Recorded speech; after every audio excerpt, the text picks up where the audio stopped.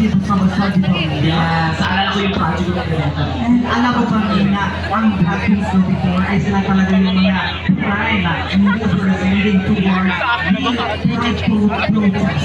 Sila talaga yung pinakaunang protesta for Pride. And that's why we owe them some respect. Palapaan natin sila again, everyone! Saka which is so reputation pa lang ang mapapakita. Ako nga din eh, di ba ang araw ko kanina kasi gusto rin parang pag-drag na rin yung makeup ko. Pero Right side or right side ng stage? ay, kaya na sa 3 hours pa later, dapat tubutin natin siya. Yes, also I'm ready. Stonewall Riot Stage, the history of the LGBTQIA+ community kung saan dito itinaglaban ng mga LGBTQIA+ individuals ang pang-aabuso sa community noon. Dahil dito pinanganak ang tinatawag natin na Pride Marches ngayon. Nakita niyo yung rainbow candles ba karoon? Saan yun? Okay, kasi ate ko pinanganak. Nandiyan ang of yourself, icon volunteers, especially Beth Domingo, Alexander Suli, and Gino Maglinaw. Visit and read, available rin yan online sa Love Yourself online platforms. Yes, and aside sa ating mga performers for tonight, we also have booths here sa corners and sa side natin. So, gusto nyo magpa-press. Gusto nyo mag-avail ng mga free condoms natin and free food. Punta na kayo sa mga booth na sa gilid ninyo. Huwag ka lang gamitin agad na. Hindi mo naman chance. O, naka-enjoy yung kita dyan. Tantanan mo na yung kapag-grinder ha. Wala tayong signal dito. Nagigigil ako sa mga to. May mga naririnig akong Mia, sa pagkakaalam ko sa'yo yun. oh, hindi. Ayaw na. Too much account use na. Yung number ko, ate. Yung sa akin naman, black. Bakit ka daw doon? Anyway, pwede kayo lumipag-libag dito mga amiga. Meron tayo mga libreng box. Yung boss. Yes, mga quick. Akala ko kasi. Nakarinig ka lang ng balls, talagang nalalaki na yung ano mo, mata mo. Oo nga, boss man, yun sa, ano ay kumikinang na boss? Going to dark? Yes, and by the way, I'm looking forward to go around. Kaya tapusin na natin ito ngayon na. Anyway, moving on, we have special guests, mga kaibigan. Ay, marami pa. Yes, hindi tayo matatapos dito. To celebrate with us tonight's Pride Night, let's call on stage our Mr. Gay World Philippines 2024 contestants. Yes!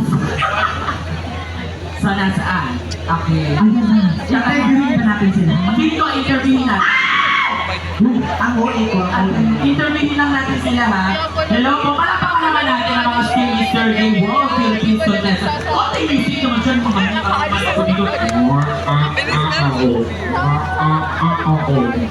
Buhay! Alam niyo, parang pipili ka dito. Hoy! Pero kaya siguro walang signal kasi dito kayo pipili sa Mr. Giz. Hoy! Nakakaloka! Ang Yes! init na tulog. Ito pa kanina parang umambon. Tsaka ano, makulilim. May parang init na. Parang masipili. Guys, palapakan naman natin ang ating Mr. Gay World 2024 contestants. Yes! Ang gagwapo mga Mia. Yes, and by the way, Mia, ikaw na magbabasa. Yeah, thank you for celebrating Pride Night with us. Salamat po sa pagpunta here and thank you for your time. Alam kong busy kayo sa mga schedules nyo bago yung coronation or yung competition talaga. So, let me just ask, hindi ko pala gano'n, kasi na yun. May formation. May form pala to, may choreography pala na interview. Hello po, what's your name? Marco Sebastian. I will be representing Pasig City. Pasig City. At saka yung city niya may R, city. Hey, city, I'm from Pasig. Would you like to invite everyone to watch the coronation night in Studio Philippines? Yes, sure. I'm inviting everybody to watch the coronation night of Mr. Gay World Philippines 2024. It's going to be this upcoming June 29. It's going to be held in Samsung Hall in BGC Big City. So please support each and every candidate that we have here on the stage. Thank you. Yes, our Mr. Gay World 2023 here. Hello! Kaway-kaway naman dyan! Magluto ng bakit na manuwas. I love it niya. Welcome to Philippines! Ate, tagarin mo lang. Ay, taga dito lang. Ano ba yung sabi lang yan eh? Parang kasi sa mabang. Yeah, ito ba? Anyway, by the way, dahil naman yan kayo, may mga ipapatrabaho kami sa inyo. Ay, okay. Yaman din lamang na may hawak na kayong mga bahay. Mag-trip-trip dyan sa lupa. Pero sino yung uupuan? Emily. Tatawa na! Sorry. May question and answer portion pala to. May question and answer. Question and answer portion pero with multiple choice to show your solution. Pwede ba? Okay. Okay. So, tinagulit ang theorem. Alam nila! Alam nila ano yun? Yes! Sana dyan, pasok ang top 5! Yes! Nag-i-play ka na ba kakatake? Ano ka naman natin? Pipili kami. Kami na pipili sinong tatanungin. Okay. Ikaw na muna niya. Anong first question natin dyan? Okay, kung mahalikan niyo ako sa alat, bakit? Ano ka hindi pa rin just go? Nag-host. Hello? Yes, hello, how are you? I'm very good. Hi everyone. Happy Pride from Makati City. This is Lord Lam. Yes, nice to meet you. Nice to meet you. Anyway, the question is, what experiences in the past that led you here being part of the LGBTQIA+ community? Again, what experiences in the past that led you here being part of the LGBTQIA+ community? Tatagalogin ko. Ano ang kapaklaan? Hindi yun. Ano ang karanasan mo sa nakaraan na nagdala sa iyo ngayon dito upang maging parte ng LGBTQIA+ community? Ay, boy! Bigyan sa phone niya. Akala ko games. Walang option. Dapat na. You know, as the oldest competitor, contestant here in Mr. Gay World Philippines, I am 45 years old. I have witnessed the different genres, generation, from the younger state to the middle to the zillennials and millennials. I must admit that nowadays, we are all more aggressive, united, and we are blessed that all of us and our families are being supported. And look at all these young men beside me. I'm the oldest, I'm 45 years old. I wanted each and every one of you to encourage and support, because that comes also with greater strength and responsibility. So I hope everyone here listening would be as brave as you when we reach our ages. So yun po, maraming salamat.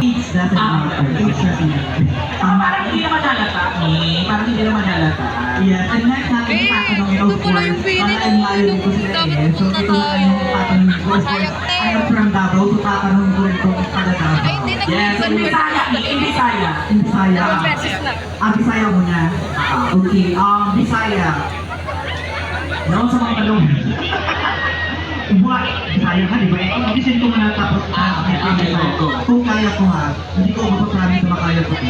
What is your message for the LGBTQIA+ individuals who are dealing with their people past for being their true selves? Oh, Bisaya? Bisaya na. Unsa ang inyong maingon sa mga miyembro sa LGBTQIA+. Ikaw na lang kayo. Ano to? Bakit parang hindi there? Repeat after me ang atake. Hindi ka, sagutin mo lang din ng English, huwag ka naman Bisaya. Diyos ko, pinapahirapan mo pa ako. Okay, so what is your message to all the members of LGBTQIA who is dealing with their painful past for being their true selves? Alright? First of all, good evening everyone and happy Pride Month. I'm Mr. Gay World from Davao City. Me, myself, and nag-suffer din po ako, nabully din po ako. But here I am today, standing in front of all of you, representing my municipality, which is Davao City, to strive harder. Don't give up. I know it's painful, but still we can stand up and we can show our talent and showcase to everybody, not just here in the Philippines, but the whole world, what is our meant to be. I mean, what is really we are. That's all. Thank you. Thank you very much. Yes, thank you so much. Okay, bumati ka naman sa mga kababayan natin. Magandang gabi po sa inyong lahat. Happy Pride to everybody. This is GJ De La Cruz from Valenzuela City. Thank you very much. Batiin mo naman sila sa dialekto nyo. O di ba Tagalog lang din? Pero kami na tayo, dalawa lang ako na eh. Anyway, Question number 3, your question, Mr. Valenzuela. What is your message for our next generation of queers about standing up for our rights as a community? Again, will also apply to the people nowadays. So this answer will be in general. We had adversities, we had failures, we had strengths, we had depressions and anxiety. But always remember that being part of the LGBTQIA+ community, you have the best of both worlds. You understood, you understand, and it's a gift. And we have to be thankful that we are part of the LGBTQIA+ community. Thank you very much. yeah. Thank you so much, Mr. Valenzuela. And again, palakpakan naman natin ulit ang ating Mr. Dream World Representatives Contestant for 2024. Yes, as much as we want to ask individually ng mga questions. So, pero hindi po kaya ng time natin for today. Pero meron tayo coronation night, right? Kailan nga to? Ay, gusto niya daw. Gusto niya din daw ng question. Ay, okay. Hindi siya nanonood ng Oo, parang pasabog ata, parang naghanda sila sa question. Since dito, pinagandaan nila yung question na nandito. Bakit mag-ask ka nang wala? Brings from the province of Davao de Oro. Again, maayong gabi na ito na. Mayang gabi siya. Maayong gabi din naman sa inyo. Para naman ito sa radio station. Okay, so your question would be, what do you... Huh? Actually, okay, that's what we'd like to ask everyone, you know. Today's just not about you, okay? The world is always walking around you. Hindi, meron pa ako tanong dito kasi nga, si Mr. Apollo, siya daw yung number 1 sa votes for time. So, tatanungin ko siya, being number 1 sa votes niyo ngayon, ano bang impact yun sa'yo? Naging sa akin, di ba? Gusto na English kasi, what is the disadvantage and advantage being top coffee? Naintindihan niyo? Great boost, ginawa kang vitamin C. Go. Yeah, it's a great boost, but you still need to prepare and do good and Sabi nga nila, luck favors those who are prepared. Wow! Kaya pala number 1 sa vote. So sa lahat ng mga bumoto sa akin, thank you so much po sa And again, we would like to invite everyone for the coronation night. Once again, ladies and gentlemen, maayong gabi. We're inviting everyone on the June 21st at 2024 at Craig at Tomas Morato. We'll be having a fashion show showcasing different designers. At the same time, we'll be having our swimwear competition. And please don't forget, you can support us by pagbili ng tickets for only 1,000 pesos. Once again, June 21st, 2024 at Craig Tomas Morato. And our grand coronation night will be on June 29 at SM Samsung Hall.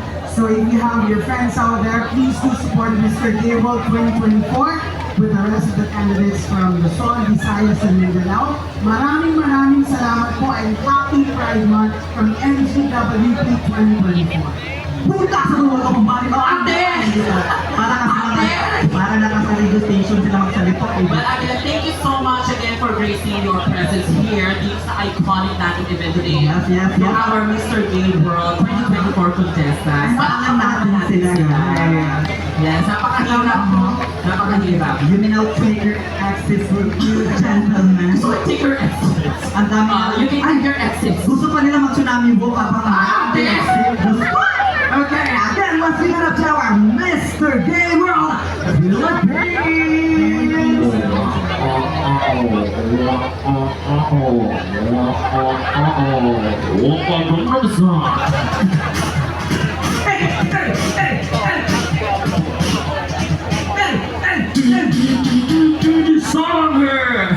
Okay, maraming salamat sa ating Mr. Gay World Philippines. At hindi po tayo tapos sa mga performance ngayon, Mia.